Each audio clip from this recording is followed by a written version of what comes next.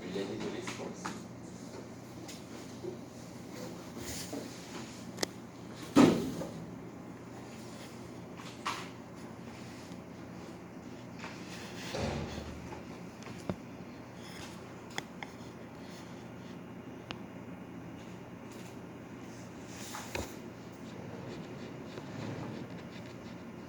I'm almost fall asleep.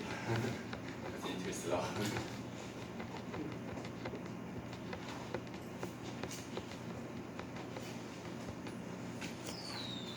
I have an advertisement at the beginning.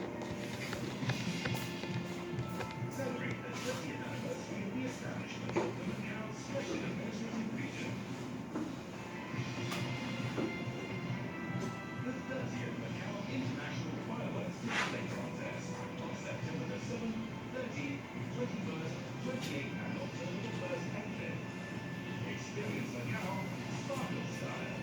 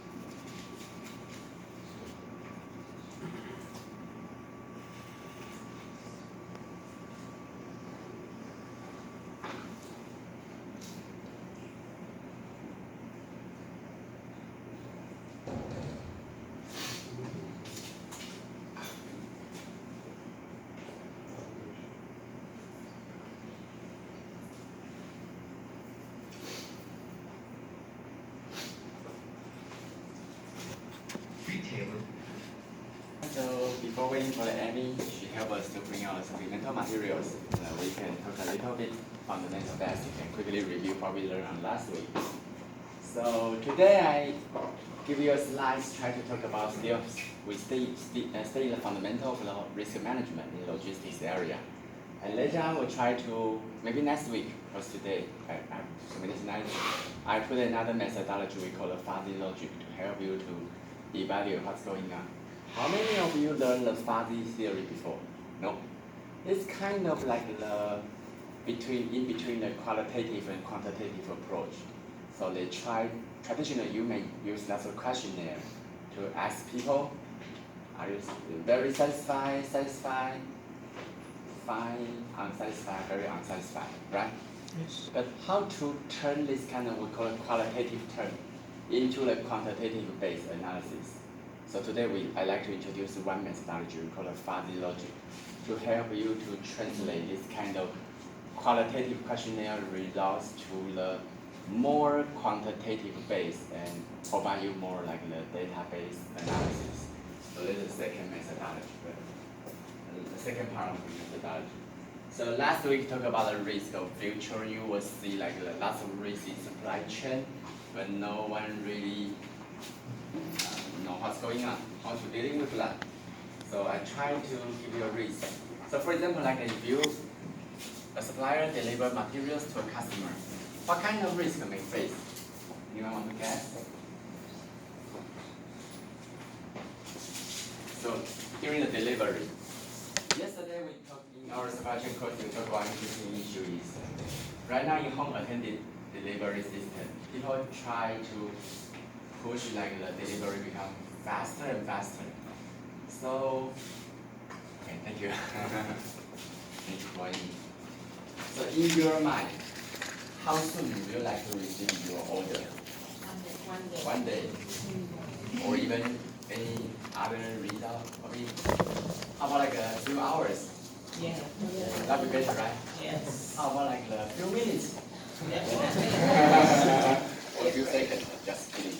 When I which is a great ideal time slot for you? 1 day, 2 days. 1 day, 2 days. Do you like the 1 hour shipping? Yeah, but it's impossible. It's possible. It's possible. Okay.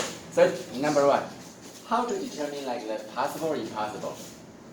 So number one, how wide of your service range? In Taipei City, they can deal with 1 hour shipping. Yeah, but what if you order online and it's not in Taipei? Very good question. So it have lots of combination. If their warehouse located in Taipei, if they or even they don't have a warehouse, but they have enough, we call it inventory on the e-commerce e-commerce side, and maybe you can receive some cargos, and also you have enough like transportation fleets to have delivery cargos. Think about Uber Eats. We like to wait. How long we like to wait for the Uber Eats? If you have this kind of service, 1 hour? No. No. 10 minutes. 10 minutes. 20 minutes. Whoa. So you will see like the very similar behavior, all delivery. But like you have a different like the standard to challenge them. My thinking is like if Uber Eating or Panda Express or whatever, you know, and food delivery can finish this kind of delivery within like 1 hour, then we can do the similar thing in 1 hour. So I mean, both of them are the same behavior for me, no matter food or cargo. So question is like how short of, we call it time slot.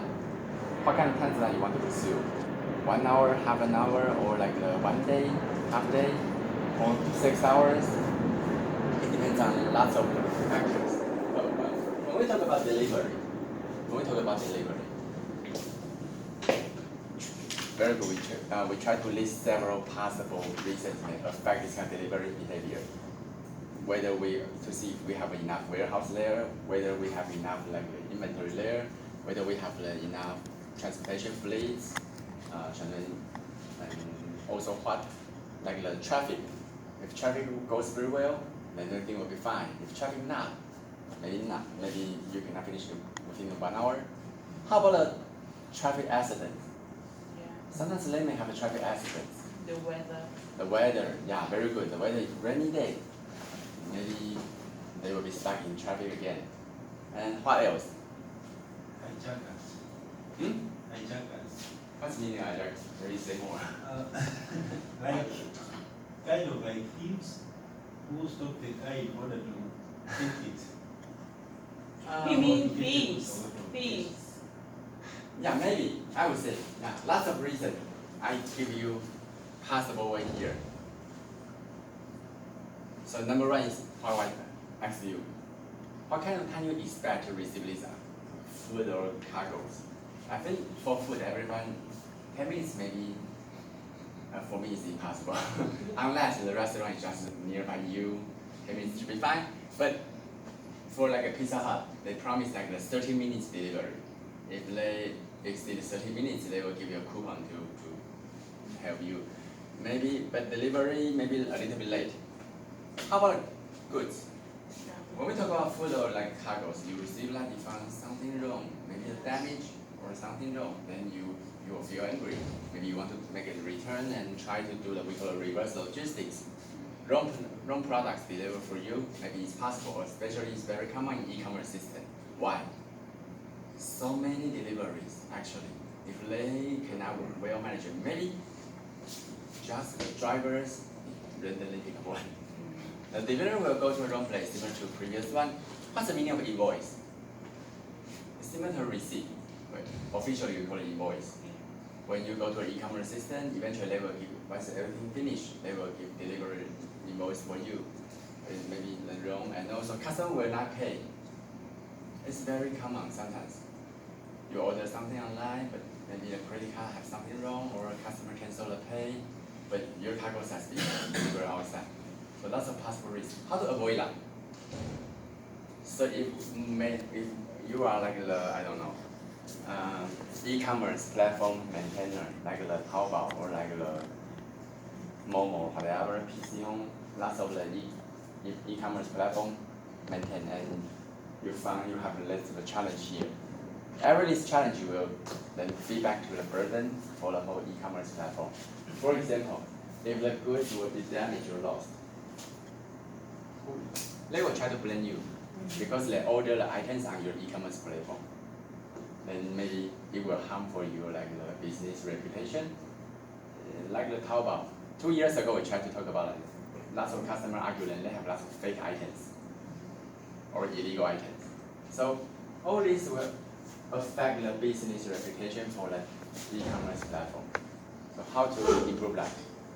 Think about it in your mind. Okay, we will talk about that later. And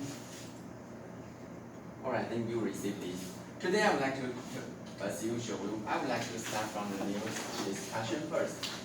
And these two news are occurring this year, although one in January and another in February. So both of them are very similar. So one we call Tesco, it's kind of chain supermarket system. They try to cut off more than like 15,000 jobs. What happened? I give you a hint. It related to the physical stores versus e-commerce system.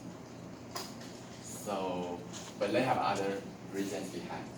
Another news is very similar. You see like a Palace is kind of like shoe stores, trend shoe stores in the United States. They try to close all their more than 2,000 stores in the US. What happened? Again, related to e-commerce and other reasons. All right, so I like to bring these two news together because they have very similar background and very similar challenge for the all physical stores. Before we read the news in more details, how will you think? Would e-commerce will keep blooming and physical stores will be dying or not? How will you think? I think e-commerce will bloom more because people nowadays they're so lazy to go to the supermarket, to try on clothes and to try on shoes. People be like, oh, I know my size, so I'll just put it in here and then just order and come to my house. So yeah. Very good. I personally agree with your viewpoint, but I know maybe other customers may still like to go to physical stores. But very good, like number one. Again, back to my original viewpoints. Depends on where you're located. If you're located in a big city, maybe supermarket is nearby your apartment, maybe easy to reach, that'll be fine. How about in Hualien?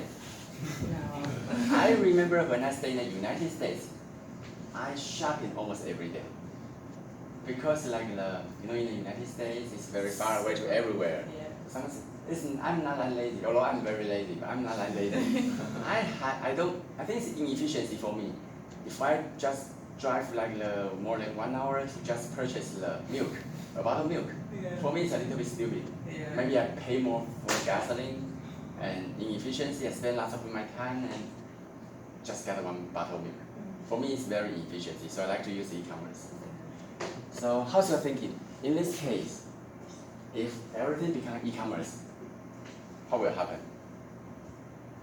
Jobs will lose. That's very good. Number one, job will lose. And then it will become another, the social issue, social safety issue, social security issue. Yes. Lots of people lose their job, they don't have money to earn, and maybe their family will become another bad condition. So we don't think this is a good time. But if you want to help, no matter Palace or Tesco, how would you do? So that's my today's topic. Standing on the viewpoints of owner of Tesco or owner of Palace, think about how to save your business. All right, so let's start to read these two news. For the Tesco one, I cannot find a video, so I bring out a paper. For the Palace, I have two videos. Maybe let's watch the video for Palace first, and then we read the Tesco. They have a common thing, common challenge maybe, or they have other specific challenge. But we are still back to thinking, would e-commerce will end up all physical stores, or how to survive for this fight? All right, so let's see. Let me see, maybe we start from this one. Scout shoe retailer Payless Shoe Source is set to close all of its stores when it files for bankruptcy later this month. A source told Reuters the shoe retailer is prepping to start going out of business sales at their stores in the coming week. The closure of its approximately 2,300 stores follows other brick-and-mortar store closings. Fox Business reports several retailers have shut their doors in the past 12 months, including Toys R Us. Payless previously filed for bankruptcy around April 2017, but was able to avoid closing because of receiving $400 million in loans. The company had been trying to find a buyer, but were unsuccessful, and have started making arrangements to liquidate. The source went on to tell Reuters that there's still a chance a buyer could come up, but it's slim. Payless has declined Reuters for comment.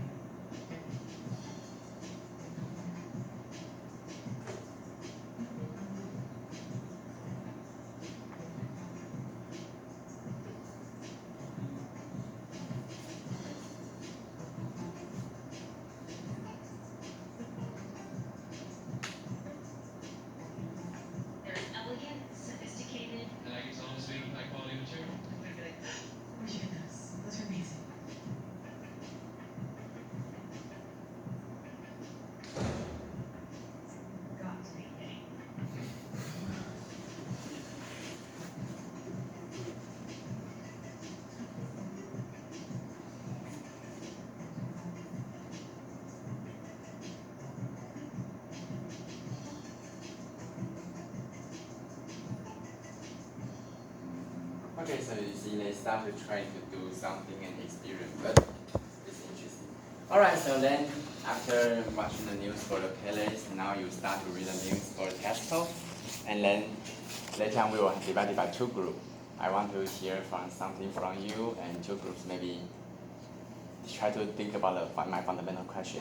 One group helped Tesco to survive. It's one chain supermarket. Another try to help the palace. It's chain shoe stores system.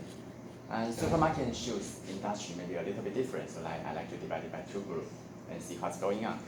And you can read the news first and let me, after 1 minute, we will start to nominate two team leaders, and then you can separate the two groups. And last week we have the, I forgot, last week how many teams we have? 3.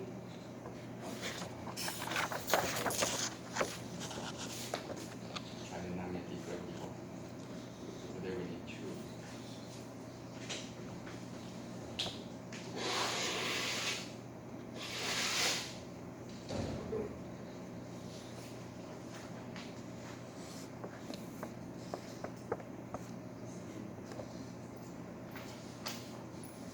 Okay, maybe today I like to